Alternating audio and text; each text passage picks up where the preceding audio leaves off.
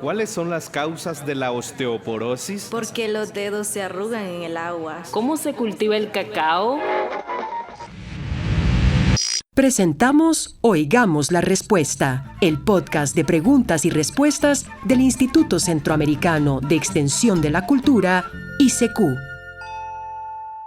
Nuestro programa se compone de investigación, descubrimientos y también del recuento. Hablando del recuento, ¿qué tal si escuchamos un programa del recuerdo? Un estimable oyente que nos llamó por teléfono de Pérez Celedón, Costa Rica, nos pregunta lo siguiente: ¿cuántos volcanes han existido en Costa Rica en los últimos 500 años y cuáles son los más activos en la actualidad? Oigamos la respuesta.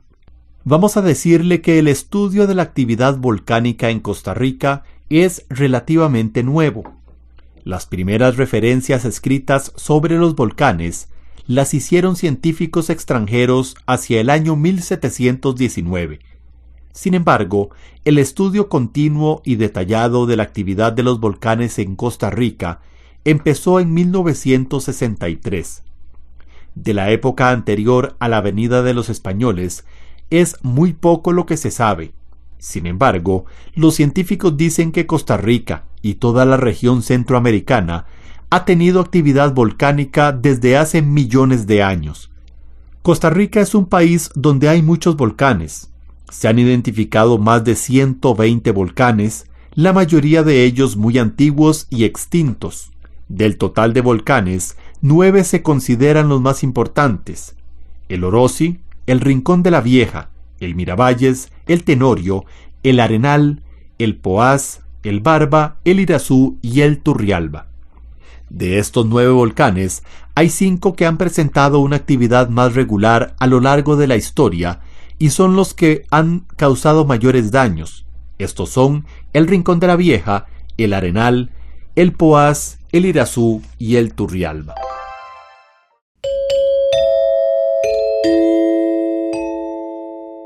Un estimable oyente que nos escribe desde Managua, Nicaragua, nos dice lo siguiente: actualmente se están haciendo consultas médicas por Internet. Me parece que es un riesgoso recetar sin que el médico vea al paciente. ¿Cómo es que se está usando Internet para consultas médicas? Oigamos la respuesta. Existen algunos sitios de Internet de organizaciones o de universidades que ofrecen información confiable para orientar a las personas sobre ciertos padecimientos. También hay médicos que atienden consultas por Internet, por teléfono o por radio. Algunos hasta tienen cámaras para poder ver a la persona.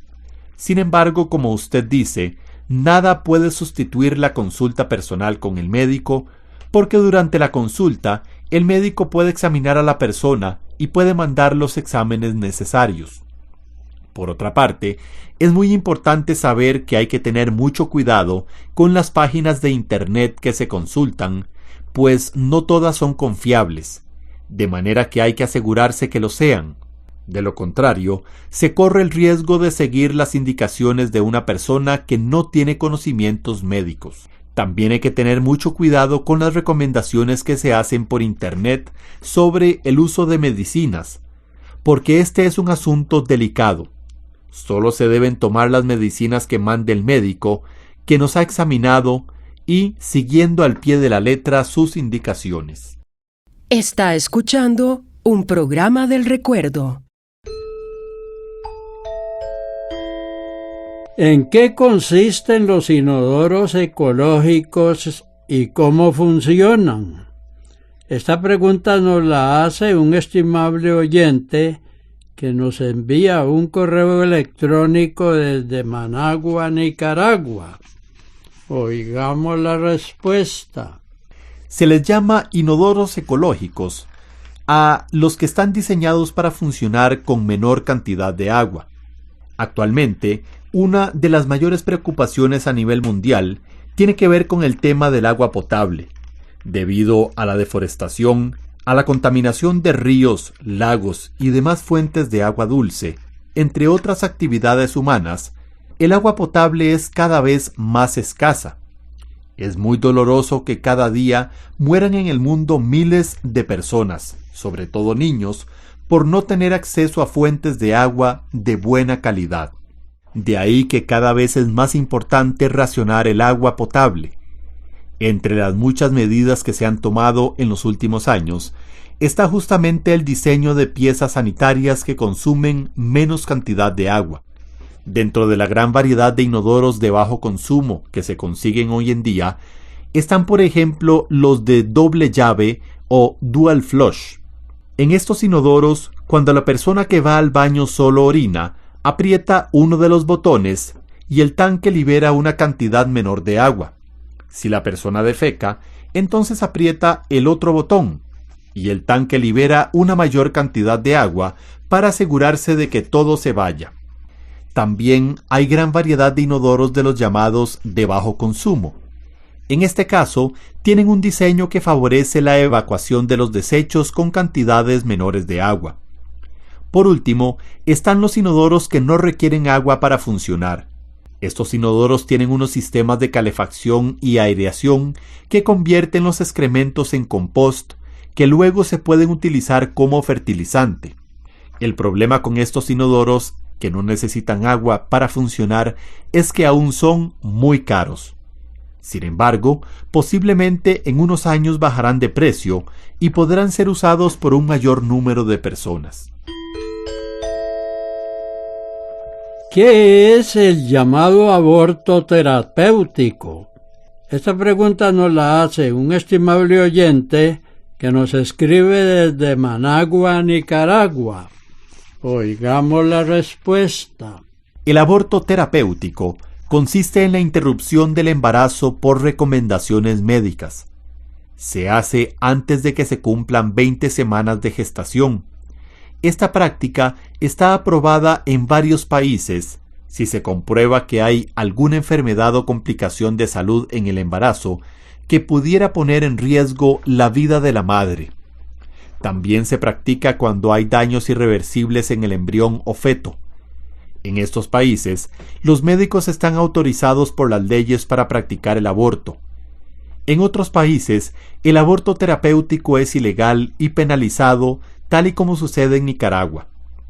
En estos casos, se considera que no hay razón alguna que justifique interrumpir la vida humana, aunque sea al principio del embarazo. En Nicaragua, el aborto terapéutico había sido legal durante más de 100 años. Para ponerlo en práctica, se requería la aprobación de la madre, un familiar y de 3 especialistas que comprobaran las condiciones del embarazo. Sin embargo, en octubre del año 2006, el Poder Legislativo de Nicaragua aprobó una reforma al Código Penal, mediante la cual se castiga el aborto con penas de entre 4 y 8 años de cárcel. Un estimable oyente que nos escribe de Turrialba, Costa Rica, nos pregunta lo siguiente: ¿a qué altura produce un palo de anona? Oigamos la respuesta. Los árboles de anona producen cosecha en lugares que se encuentran desde los 600 metros de altura hasta los 1300 metros. Estamos hablando de la anona criolla, que se puede sembrar haciendo semilleros o en forma directa. Por lo general, la anona criolla tarda unos 2 o 3 años para dar la primera cosecha. Unos 3 meses después de que el árbol florece, ya los frutos están listos para cosecharlos. Un estimable oyente que nos escribe de Cartago, Costa Rica, nos dice lo siguiente: ¿será necesario usar algún líquido para hacer un semillero de café? Quiero que salga barato, pues dicen que usando líquidos sale muy caro. Oigamos la respuesta.